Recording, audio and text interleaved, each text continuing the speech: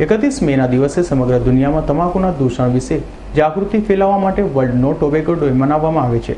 તમાકુના ઉત્પાદન અને વપરાશ બંનેમાં ભારત વર્ષોથી ઘણું આગળ રહ્યું છે અને તેના જ કારણે દર વર્ષે 10 લાખ લોકો તમાકુને લઈ મોતને ભેટી રહ્યા છે। ત્યારે આજે પણ યુવાઓ મોજ શોખમાં તમાકુનું ભારે સેવન કરી રહ્યા છે, જે આપણા માટે એક લાલબત્તી સમાન છે। તમાકુ એક એવું ઝેર છે જેને કોઈ પણ સ્વરૂપે શરીરમાં દાખલ કરો એ શરીરને નુકસાન કર્યા વગર નહીં રહી શકે। તમાકુને ચાવો તો મોઢા અને ગળાનું અને સૂંઘો તો નાકમાં અને ફૂંકો તો ફેફસામાં ચેપથી માંડીને કેન્સર સુધીના અનેક રોગો ઉદ્ભવે છે। પરંતુ શું તમે જાણો છો કે આ અજ્ઞાન કે ગેરસમજણને કારણે વ્યસનમાં સપડાયેલા વ્યક્તિ અનેક પ્રયત્નો છતાં જલ્દીથી વ્યસન મુક્ત થઈ શકતો નથી।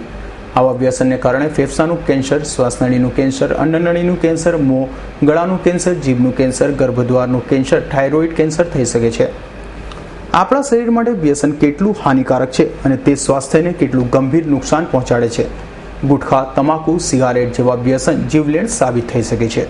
આ અંગે સમાજમાં જાગૃતિ આવે એ હેતુથી વિશ્વ આરોગ્ય સંસ્થાએ 31મી મેના દિવસે તમાકુ નિષેધ દિન જાહેર કર્યો છે।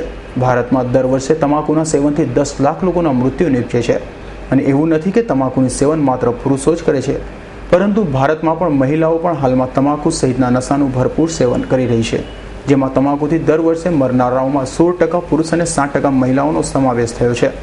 ભારતમાં 27 કરોડ લોકો તમાકુનું સેવન કરે છે, જેનાથી કહેવાય છે કે 3માંથી દર 1 યુવાન કરે છે તમાકુનું સેવન।